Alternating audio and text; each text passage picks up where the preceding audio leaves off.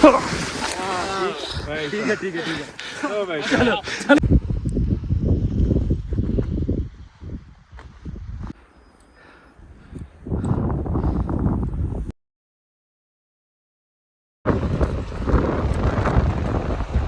खड़े हो रहा पैर लगा के एड़ी लगा के स्टिक लगा के গতকাল রাতের অসহনীয় ঠান্ডাকে সহ্য করে আজকের ভোর যখন আমরা দেখতে পেরেছি, তখন মনের মধ্যে একটা দৃঢ় বিশ্বাস তৈরি হয়ে গেছে যে হামতা পাসের চূড়ায় আজ আমরা অবশ্যই পৌঁছাবো। মাসের পর মাস যে দিনটার জন্য শারীরিক ও মানসিকভাবে নিজেকে তৈরি করেছিলাম, আজ সেই দিনটায় আমরা বাঁচব। আজ সকালের কল টাইম ছিল ভোর 5টায়, 5:30টায় ব্রেকফাস্ট এবং ফাইনাল ব্রিফিং, 6টায় প্রথম স্টেপটা হবে সামিটের উদ্দেশ্যে। ফাইনাল ব্রিফিংয়ে ট্রেক লিডার প্রকাশের সেই বিখ্যাত উক্তি হয়তো সারা জীবন আমাদের মনে থাকবে, যেখানে সে বলেছিল, আজ দেখেঙ্গে কিসকে ফেপ্রো মে কিতনা হে দাম। কথাটা যতটা কঠিন ঠিক ততটাই বাস্তব। লাহোল ভ্যালি থেকে স্পিতি ভ্যালি পৌঁছানোর মাঝের রাস্তাই হলো হামতা পাস, যার শিখরের উচ্চতা 14,100 ফুট। আজ আমরা ট্রেক শুরু করেছি বালুকা ঘেরা ক্যাম্প থেকে, যার উচ্চতা ছিল 12,500 ফুট। আজকের যাত্রাপথের প্রথম 5 কিলোমিটার আমাদের অত্যন্ত খাড়াই এবং বিপদসংকুল পাহাড় ভেঙে উঠতে হবে, তাহলেই আমরা পৌঁছাবো 14,100 ফুট উচ্চতার শিখরে।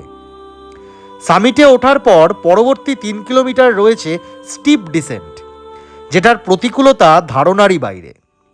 যদি আজকের এই 8 কিলোমিটার সন্তর্পণে অতিক্রম করতে পারি, তাহলে পৌঁছাবো আমাদের পরবর্তী ক্যাম্পে, যেটা অবস্থিত শিয়াগুরুতে, যার উচ্চতা 13,000 ফুট।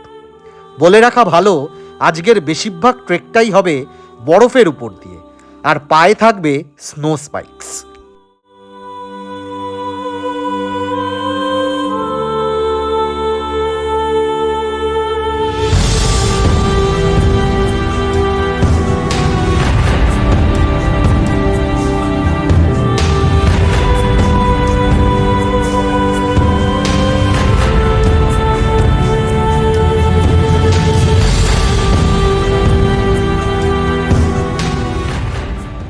প্রেজেন্টলি আপনারা যে স্পটটা দেখতে পাচ্ছেন, সেখানে আমাদের প্রায় 70 ডিগ্রি অ্যাঙ্গেলে পাহাড়ে উঠতে হচ্ছে। এরকম 3টে ফেজ উঠতে পারলে তবেই আমরা পৌঁছবো হামতা পাস টপে। ন্যূনতম অক্সিজেন ও -ডিগ্রি টেম্পারেচারে এই দুর্গম পাহাড়ে নিজেদের শরীরকে টেনে নিয়ে যাওয়ার জন্যে আজ আমরা যে পরিশ্রম করছিলাম, তা চিরদিন আমাদের স্মৃতিতে থেকে যাবে। প্রতীক্ষার অবসান ঘটল যাত্রা শুরুর ঠিক 7 ঘন্টা পর।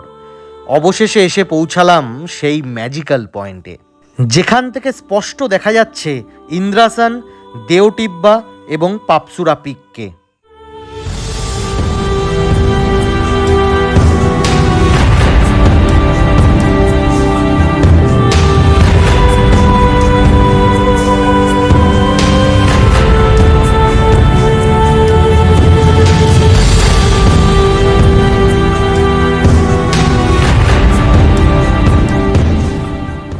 হামতা পাসের চূড়ায় বেশ কিছুক্ষণ সময় কাটিয়ে এবার স্পিতি ভ্যালির দিকে নামার পালা। এখানেও রোমাঞ্চের বিন্দুমাত্র অভাব নেই। 3 কিলোমিটারের স্টিপ ডিসেন্ট, কিন্তু রাস্তা কই, কোথায় পা রাখবো জানি না। চারিদিকে যেখানেই তাকাই শুধু ঝুলে থাকা বোল্ডার আর পায়ের নিচে কাদার আস্তরণ। নিচের দিকে তাকালেই যতদূর চোখ যায় শুধু গভীর খাদ। পরিস্থিতি এতটাই কঠিন ছিল যে একটা ভুল পদক্ষেপ জীবন আর মৃত্যুর মধ্যে ফারাক গড়ে দিতে পারে।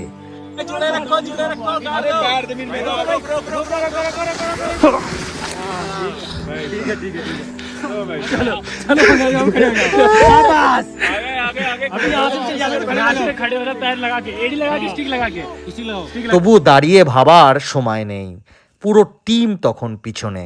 3 ঘন্টা এই রুদ্ধশ্বাস পথের সাক্ষী থাকার পর সব থেকে বেস্ট বিষয় এটাই যে আমাদের পুরো টিম সুস্থভাবে এই অ্যাডভেঞ্চারাস ট্রেল ক্রস করে ফেলেছে এবং আমরা পৌঁছে গেছি আমাদের পরবর্তী ক্যাম্পসাইট শিয়াগুরুতে।